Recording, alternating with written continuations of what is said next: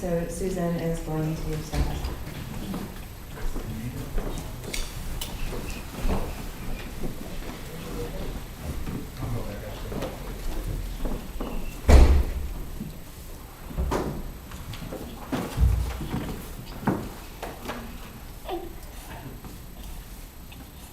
Anyway, thank you all for coming, despite it being a holiday week and during a tropical storm. Please don't mind when I'm using notes. I haven't spoken publicly since I retired 12 years ago, so I'm a little out of practice. I just wanted to have a really small, informal service, just people that are very close to Dennis, and people that I know love Dennis. And Dennis really never really liked having a big fuss meet out of him, so. All right, all week I've been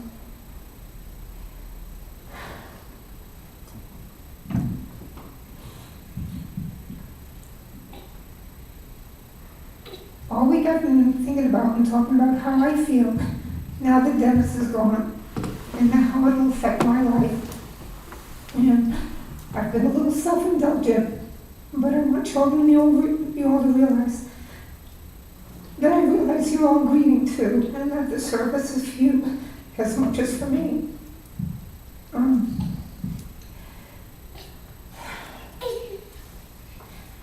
Since it's a small group, I just wanted to start off by introducing you to each other. And I'm going to start with people out of town. I think I've introduced most of you to each other, but when I mention your name, if you could just, raise your hand or something. First, Dennis's daughter, and Kristen from New Jersey, and Philip and his wife Nora from Chicago.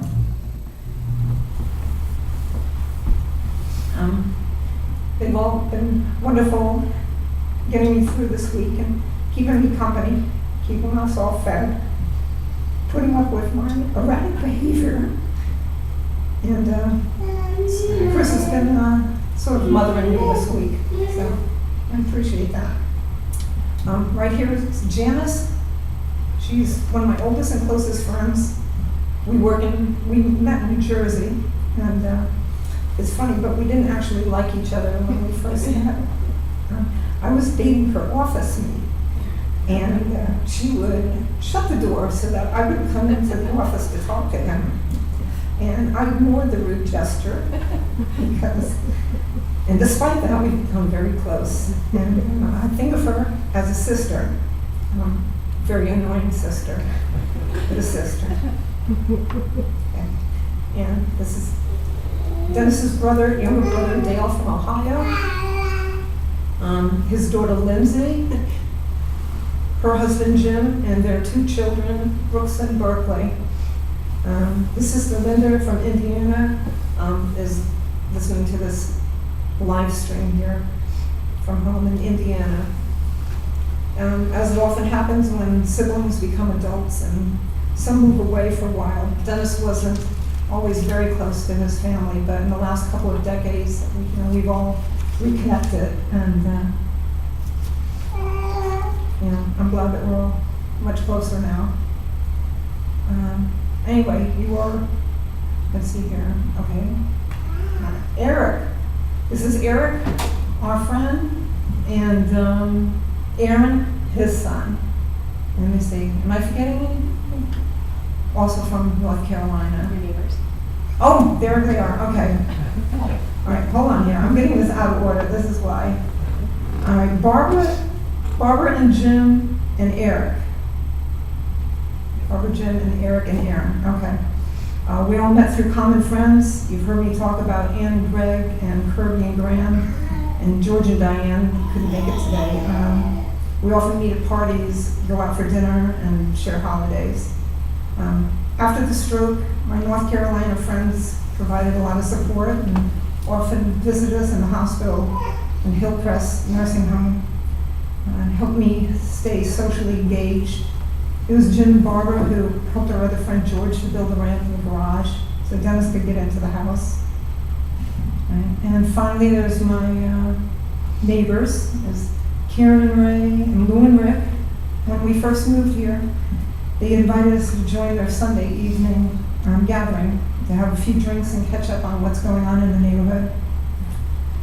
When Dennis had his stroke, they gave me a lot of physical and emotional support. They took care of Hunter, our dog at the time. And whenever Dennis went into the hospital or ER, they often had to come and pick Dennis up off the floor when I dropped him. And bringing me food and groceries, helping me with house maintenance, chores for 6 years. And the last few weeks since Dennis came home from the hospital, I wouldn't have made it through without Karen. She came over every morning to help get Dennis out of bed, and every night to get him ready and back into bed. She sat with him when I had to go grocery shopping, and she even defended me to some overzealous EMTs who were insisting on Dennis going to the hospital when all I needed was help with an oxygen machine. So anyway, thank you. Anyway, I can't talk too much about Dennis right now. So I'm going to leave that to the others. I'm just going to say he was a very smart, funny, and gentle man. And I know this is cliche, but he was the love of my life and my best friend. And I will miss it very much. And I know you too. Anyway, there's no way I can thank all of you enough for getting me past the last 6 years. But I'm going to try and just say thank you, and thank you for coming. So next is Dennis's kids would like to say a few words.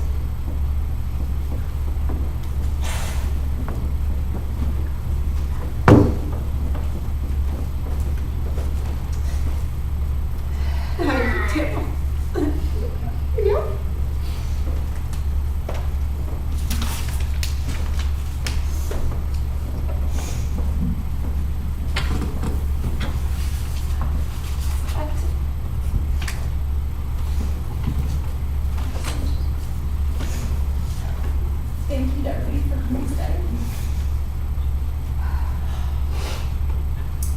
So, I was thinking the other day, one of my first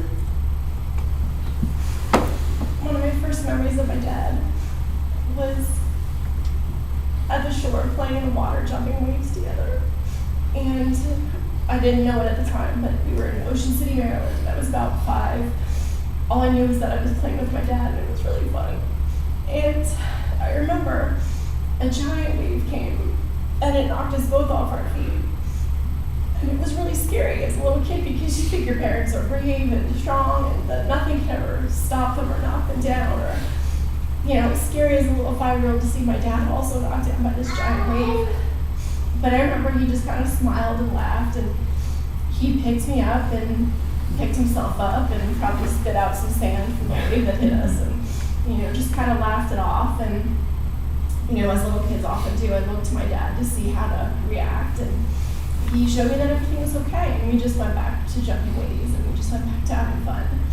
And I feel like that's sort of a lesson for us. I feel like that's sort of how my dad lived his life, especially the last 6 years. He faced a lot of waves. He got knocked off his feet a lot. And he always got back on his feet, and he always had a smile on his face. And he always treated everyone with kindness, and he always had a dad joke to tell everyone. And he just, I think, modeled the best way to live his life. And for me, that's a lesson, that whenever we get knocked down by big waves in life, you spit out the sand that's in your teeth, and you get back up on your feet, and you always put your best face forward, and you always try to be the best person that you can, and never let those giant waves knock you down. So thank you, Dad.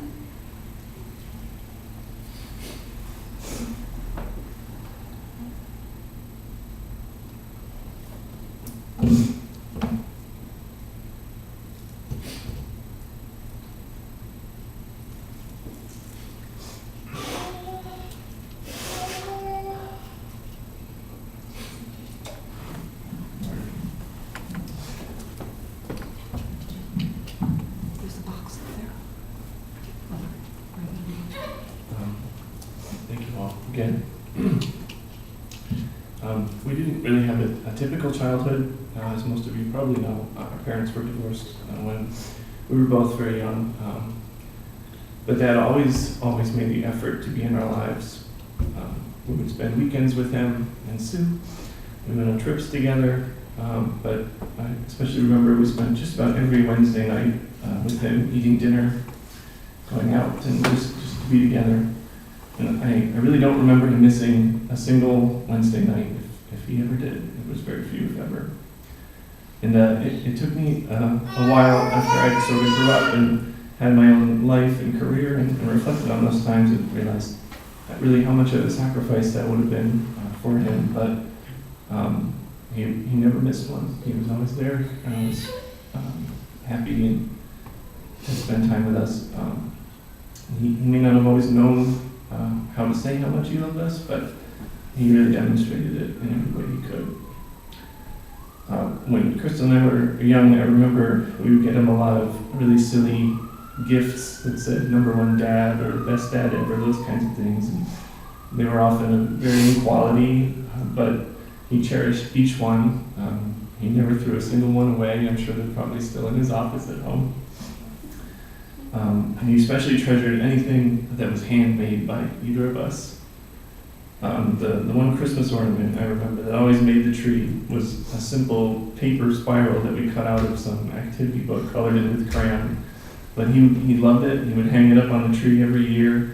We would kind of make fun of him for it, but he just said, "Oh, that's my favorite, and I want to have it." So it was another simple way that he could show that he loved us, and anything that was from us, he really valued more than anything. He was an adventurous foodie. He would always want us to try new things, even when I especially was a very picky eater. He famously got us to try venison, I believe, by telling us it was a special kind of chicken. Or he would describe something as it's sweet like candy, which it never actually was, and I don't think that really worked either after the first couple of times we caught on to his schemes. When we declared we were done with the plate of food, he would challenge us by asking, "Can I dump it on your head?" That was his way of making sure that we ate all of our food. I don't think he ever followed through on the threat, and we figured out after a while that he wasn't going to. He loved camping and hiking in the outdoors, which I don't think he exactly passed on to either of us, but I tried to be a good Boy Scout, and he loved to participate with me when I did that. He used his woodworking talents to help me build a Pinewood Derby car, and he accompanied me on at least one camping trip. I remember it was a lot more fun having him there. But on that trip in particular, there was some hazing and teasing, especially of the younger kids, and I was eventually the butt of a joke, which was hurt my feelings. And after I figured out what was going on, I was embarrassed. But I remember being really mad at my dad for not standing up for me and not coming to my rescue and taking me aside and saying, you don't have to do what they tell you. They're just trying to pull one over on you. I think I might still be mad at him for that, but I understand why he did it. I think he was trying to teach me to stand up for myself and advocate for myself, which is another good lesson to remember. He was always very generous. I'm forever grateful to him for helping pay for my college education, allowing me to graduate without any debt. Another thing I wouldn't realize the full value of for very many years. He was supportive of my many interests and desires to take some weird college classes. He always wanted to make sure I was taking enough computer science and math classes, which I did. But he had opinions about some of the other classes that I took.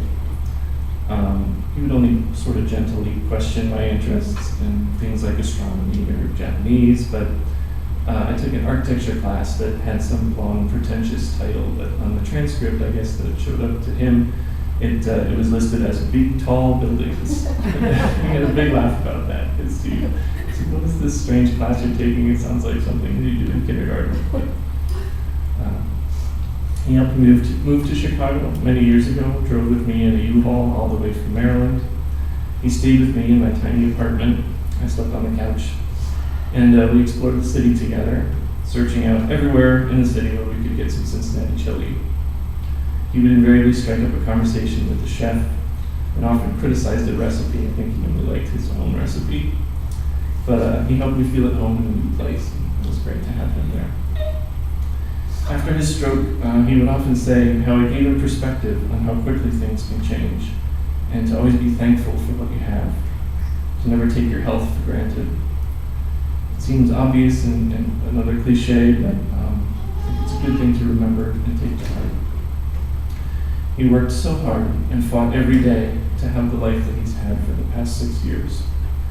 I'm so glad that he held on to the grit and the drive to be as active and present as his body would allow.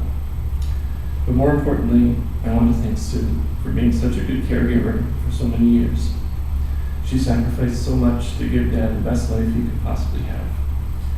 I don't think there are words to express that much gratitude. Love you, Dad. I miss you. Thank you. I almost forgot the dad joke. Okay. What do you call a can opener that doesn't work? A can opener. You're open. Gail, did you want to say something?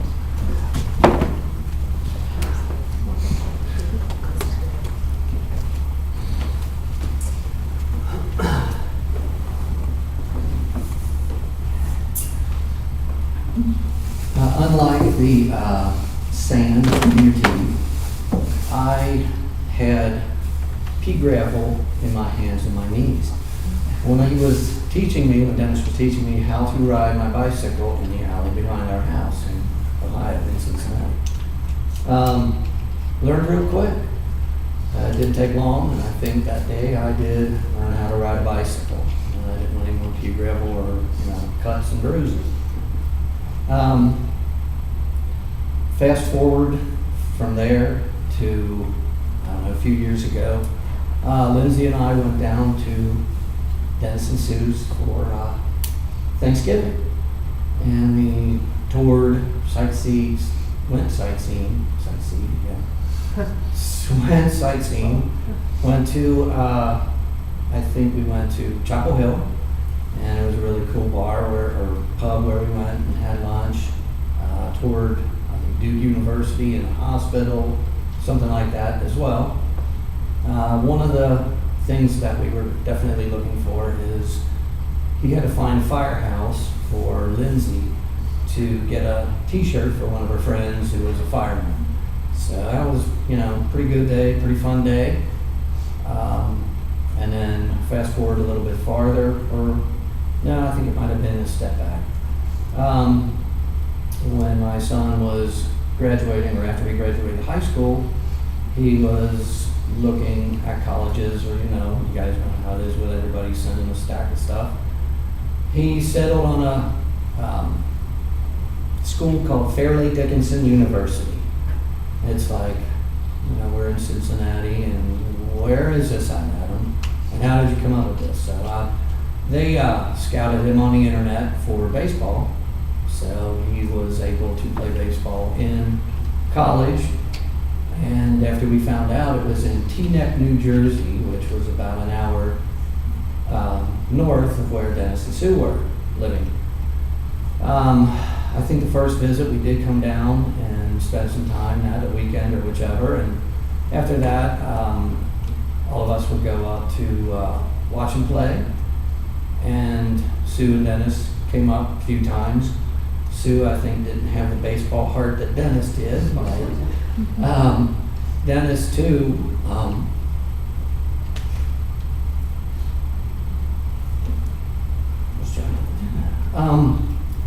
continued going up to watch Adam play. And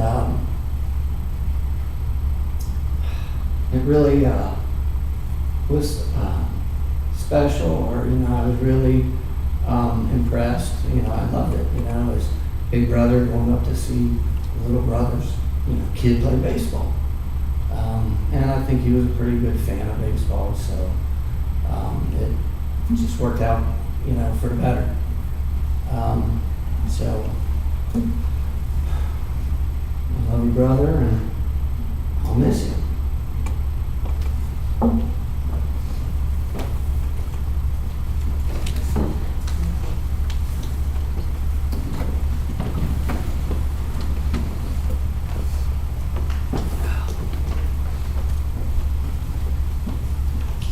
I'm sorry I closed the door when you came to visit my office. Anyway, I met Dennis and Sue 43 years ago in New Jersey. I had to look it up. I couldn't believe it. And actually, it's the longest relationship that I've ever had. But we've been friends that long. Met when I came to work at Bell Labs and they were both there. And Dennis was the guru of the project called FAX. It was a telephone facility assignment system. And he and his office mate Sue Hunt, if you ever wanted to know anything about the project, you went and you talked to them. And Bell Labs was a really good place to work at that time. And we had a co-ed softball. And we all played on a team called the Aardvarks. And being an Aardvark wasn't just playing softball, it was a way of life. So you played softball, you went out drinking on Friday, you drank a lot of beer, and we even had songs. We had a theme song, which was called Up Against the Wall, Redneck Mother. At Christmas time, we had Grandma Got Run Over by a Reindeer. And then our most treasured song was, Oh Dear, What Can the Matter Be? 7 old ladies got locked in the lavatory. And that was on the jukebox at a place called the Rat Cellar in Dunellen, where we always used to meet on Friday night. And it was in the basement of the Dunellen Hotel. It was the most grungy place that ever existed. And the owner, Larry, was like huge, and he wore this dirty white apron all of the time, but boy, could he cook. And we used to get some good meals there. And we always had a long table reserved for us, and pitchers of beer, green on St. Patty's Day. And the jukebox played some really great old songs. But then when the Bell system split up, Dennis went back to the enemy, AT&T, and we didn't see him at work anymore, but we did live in Somerset, New Jersey together, and we always went away on trips. We went to St. Martin, we went to California, we went skiing in Taos, New Mexico, and Dennis loved Mexican food, and his favorite sauce was mole, which is a chocolate sauce. And he also loved his Cincinnati chili, which had chocolate and I think cinnamon in it. I personally found both of them disgusting, but that was okay. He liked them. And when Dennis could no longer do all the outdoor stuff that he used to do, he would hike, he would ski, he would kayak. He became a really great cook. And I am not a great cook. So when I would come to visit them, I was always so excited that I would get fed. And the food was always just so delicious. Dennis was always polite and fair, and he was a kind, good man. And I want to leave just one last memory with you. When Sue and Dennis got married, I think I was the best man. It was two women, so I'm not sure who was the best man and who was the maid of honor. But after the ceremony, we drove Dennis and Sue back to their house, and they had a very large picture window. Now, I am not a peeping Tom, but when I looked in the window, Dennis was kind of holding hands with Sue, and they were smooching, and it was just so sweet and romantic to see. And I'll never forget that particular memory. However, my question was, I sincerely hope that your bedroom blinds were down.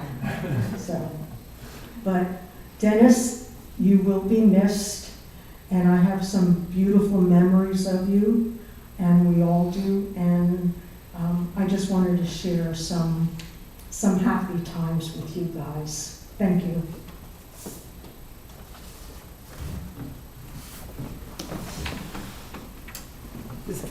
Jim and Barbara, you'd like to say something? Okay.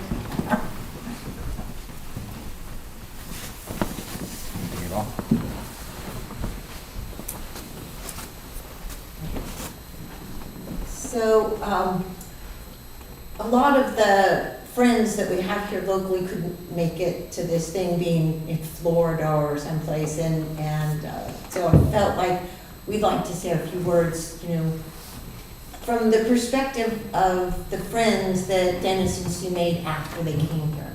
It's like we met them pretty soon after they came here, you know, and we enjoyed their company and parties and anyhow, we became good friends with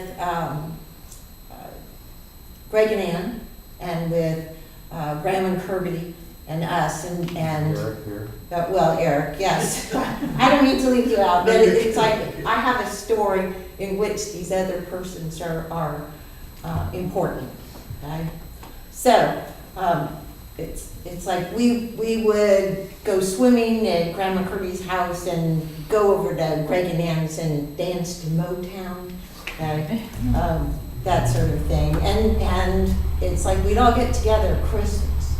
Now, it's like there was a good change for us because our families, our kids are grown and family is spread all over the state. So when Jim and I were still working, we used to get the postdocs from the lab that were far flown from all over the world and didn't have other people around to celebrate with. And while we were working, they'd come and do Christmas with us. And then after we retired, well, it was Greg and Ann and Graham Kirby and Dennis and Susan who sort of filled that gap and provided us a Christmas holiday family that, you know, was a wonderful thing. But I do have a story that I thought I would offer up here. At this particular time, Greg and Ann were doing some work on their house, and they needed to move furniture out of the way so that the work could take place. And it's like, who did they recruit? But they recruited Graham and Kirby and Dennis and Susan and us to help with this job. Now, the important thing you need about this is that it's like Greg does not have a good back, hasn't had a real good back in quite a while. And Dennis was a little iffy too, not quite sure where Kirby was, but I was beginning to worry that the only people we had for hauling this furniture around was us healthy women. But Dennis wasn't going to have any of that. Okay? And so the ladies, well, and this one too, were hauling the furniture out, but Dennis was out there tying everything into place. And so it's like he found a way to participate in this effort aside from drinking coffee or whatever the other guys were doing. There is one other aspect to it, and I'm not sure if it was Dennis or if it was Susan or whoever, but Hunter was with them, okay? And it's like being the good dog parents that they were, you know, they weren't going to allow Hunter to run off, so they brought a leash. Let's call it a leash.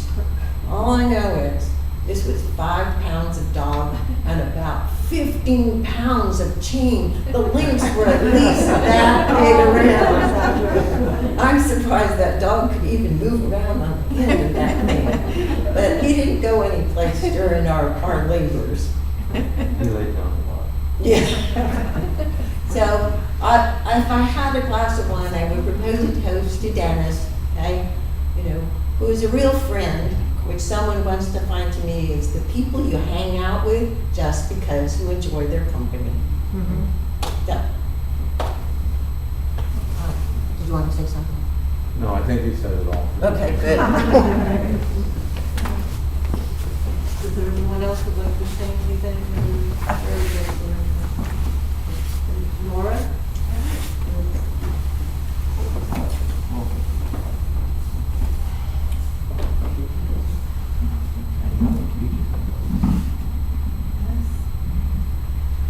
These words are not mine, even though I'd like them to be. I wish I was this good of a writer. This was written by Aaron Friedman in 2014, and it's a piece of writing that's brought me a lot of comfort in times of loss. And it's called, "You Want a Physicist to Speak at Your Funeral." You want the physicist to talk to your grieving family about the conservation of energy, so they'll understand that your energy has not died. You want the physicist to remind your sobbing mother about the first law of thermodynamics, that no energy is created in the universe and none is destroyed. You want your mother to know that your energy, your every vibration, every BTU of heat, every wave of every particle that was her beloved child, remains with her in this world. You want the physicist to tell your weeping father that amid the energies of the cosmos, you gave as good as you got. And at one point, you'd hope that the physicist would step down from the pulpit and walk to your broken-hearted spouse there in the queue and tell them that all the photons that ever bounced off your face, all the particles whose paths were interrupted by your smile, by the touch of your hair, hundreds of trillions of particles, have raced off of you like children, their ways forever changed by you. And as your widow rocks in the arms of a loving family, may the physicist let her know that all the photons that bounced from you were gathered in the particle detectors that are her eyes, that those photons created within her constellations of electromagnetically charged neurons whose energy will go on forever. And the physicist will remind the congregation of how much of our energy is given off as heat. There may be a few fanning themselves with their programs, as he says it. And he will tell them the warmth that flowed through you in life is still there, still part of all that we are, even as we who mourn continue in the heat of our own lives. And you'll want the physicist to explain to those who loved you that they need not have faith. Indeed, they shouldn't have faith. Let them know that they can measure, that scientists have measured precisely the conservation of energy and found it accurate, verifiable, and consistent across all of space and time. You can hope your family will examine the evidence and satisfy themselves that the science is sound and that they'll be comforted to know your energy is still around. According to the law of the conservation of energy, not a bit of you is gone. You're just less orderly. Thank you all. Thank you for coming. Dennis, we will miss you very much.